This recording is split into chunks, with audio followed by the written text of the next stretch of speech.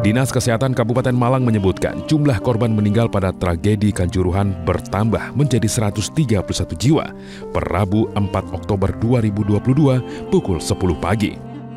Dari 131 korban tersebut, sebanyak 90 diantaranya berjenis kelamin laki-laki dan 41 perempuan.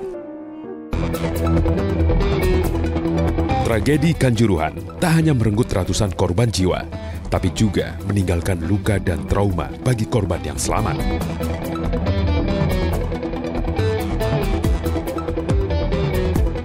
Tim iNews melakukan penelusuran di area Rumah Sakit Umum Daerah Kanjuruhan dan berbincang dengan para penyintas tragedi yang memilukan ini. Selamat pagi menjelang siang. Ya, pagi. Ya, dengan Mas siapa ini? Dengan Mas Ari. Mas Ari dengan Mbak Silvi. Mbak Silvi. Ya. Mas Ari gimana keadaannya sekarang? Alhamdulillah udah membaik, Mas. Sudah membaik ya. Mas Ari boleh tahu nih lukanya di mana saja kemarin? Kemarin di daerah kaki, terus sempat sesak juga. Sesak dari nafas. dada, iya. Sama di bagian punggung karena embet-embetan juga. Pas lukanya juga. Oh iya. Oh, ini memar ya? Iya, memar karena embet-embetan kemarin. Keinjak, Mbak Iya. Silvi. Mas Ari ingat apa yang terjadi juga?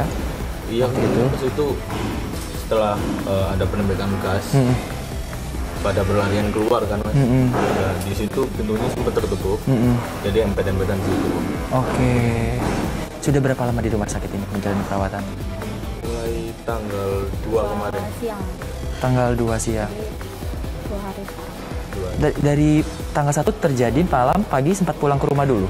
Sempat pulang ke rumah jam setengah 3 pagi. Oh, setengah 3. Namun ternyata akhirnya perlu dirawat seperti ini. Perawatan apa saja yang kemarin sudah didapatkan? Kemarin sempat Jadi datang dari UGD itu masih antigen dulu, habis itu ronsen keseluruhan dari dada sama kaki. Setelah itu proses langsung masuk ke sini, langsung fisioterapi ya kemarin. Fisioterapi karena ada di bagian otot sama di bagian dada sini sama sendi yang paling parah. Oke. Dari pihak dokter Mbak Silvi, ada informasi berapa lama ini bisa kembali sembuh? Kemungkinan ya masih 10 hari ke depan ya mungkin posisinya masih seperti ini sih, masih 10 belum hari ke beraktivitas normal lah gitu. Oke. Seperti itu. Terus Mas Ari ini masih cukup muda, umurnya boleh saya tahu berapa? masih 19 tahun. 19 tahun. Oke. Siap. Jadi ini masih menjalani perawatan iya terlebih dahulu. masih perawatan. Oke. Mas Ari tapi sudah membaik ya? Alhamdulillah. Ya, cepat sembuh, kita doakan. Semoga kejadian seperti kemarin itu tidak terulang lagi. Kita semua prihatin ya. Iya. Terima kasih, cepat sembuh. Ya, Mari. terima kasih sekali. Ya.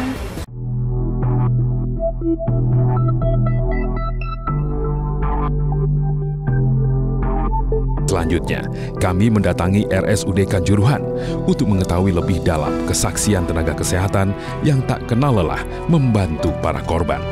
Dokter Bobi, apa kabar? Baik. Baik ya, harus sehat terus dong. Lelah ya. Ya, ngomong-ngomong lelah, kemarin berarti datang ke lokasi nggak waktu kejadian? Enggak, saya hanya di IGD aja. Sampai di IGD, mempersiapkan mulai dari jam 11. Sebelum korban-korban itu dievakuasi, cuman saya dapat laporan dari call center 19. Begitu kami kontak dengan kepolisian, menyatakan polisi bahwa itu aman, baru ambulan itu saya bolehkan masuk karena takutnya ada jangan sampai ada korban. Ketika masuk ke Stadion Kanjuruhan, temuan apa yang mungkin tenaga medis temukan? Apakah sudah banyak korban atau seperti Iya, apa? benar itu. Sudah banyak korban. Jadi korban yang didahulukan adalah kalau di mass casualty incident adalah korban-korban yang kemungkinan hidupnya tinggi. Jadi kami yang kami kirim mulai dari ringan, sedang, dan berat itu kami evakuasi ke rumah sakit Kanjuruhan yang 5 menit, jaraknya 5 menit dari stadion. Sehingga 93 pertama kali ya, 93 pasien dan 3 jenazah. 93 korban luka-luka saat itu. Ya, sedang hingga berat. Kalau kita lihat itu kemarin itu bertambah terus. Sebenarnya temuannya seperti apa, dokter? Karena juga perspektif masyarakat ini sangat beragam. Ada yang bilang mayoritas terkena gas air mata, ada yang bilang sempat dipukuli, bahkan terinjak-injak. Namun dari teman-teman tenaga kesehatan sendiri, temuan dari para korban ini seperti apa sebenarnya? Ya, kalau temuan yang saya di lingkup rumah sakit Kanjuruhan yang saya tangani, itu kebanyakan pasien-pasien kan ringan dan sedang. Itu kebanyakan kalau ringan itu teriritasi kena gas air mata. Ya, ada kemerahan di sekitar mata dan konjungtivanya itu merah. Yang sedang kebanyakan multiple trauma, keinjak-injak, Mas. Keinjak-injak hingga ada yang kecelakaan patah tulang. Patah tulang, dan ada yang patah tulang paha. Kemudian juga ada yang sampai perdarahan di rongga dada, ya, perdarahan dada. Itu kelihatan sekali memar-memar di kulit. Karena apa? Keinjak, bekas-bekas kaki. Jadi keinjak sini, sini. Nah itu kasus itu sampai yang berat cedera kepala dan hipoksia. Nah, hipoksia itu artinya kekurangan oksigen. Kalau dalam suatu ruangan orang yang menggunakan oksigen semakin banyak, maka kebutuhan akan oksigen yang tinggi. Dia kekurangan oksigen. Kekurangan oksigen bisa pingsan. Pada saat pingsan, dia akan berinjak-injak, terinjak-injak, itu akan memperberat sampai pada pasien-pasien kami yang ringan sedang itu banyak yang tidak sadar. Tapi begitu kami kasih oksigen, dia sadar. Setelah observasi tidak ada patah tulang, kondisi apa kami pulangkan. Itu yang kami dapatkan. Apakah ini juga korban meninggal dunia mayoritas karena multiple trauma tadi, atau karena apa? Betul. Jadi kebanyakan itu karena hipoksia, dan hipoksia itu menyebabkan dia kehilangan kendali karena pingsan, akhirnya terinjak-injak dan terjadi multiple trauma. Multiple trauma itu bisa cedera dada, punggung, tangan, kaki, kepala, itu macam-macam.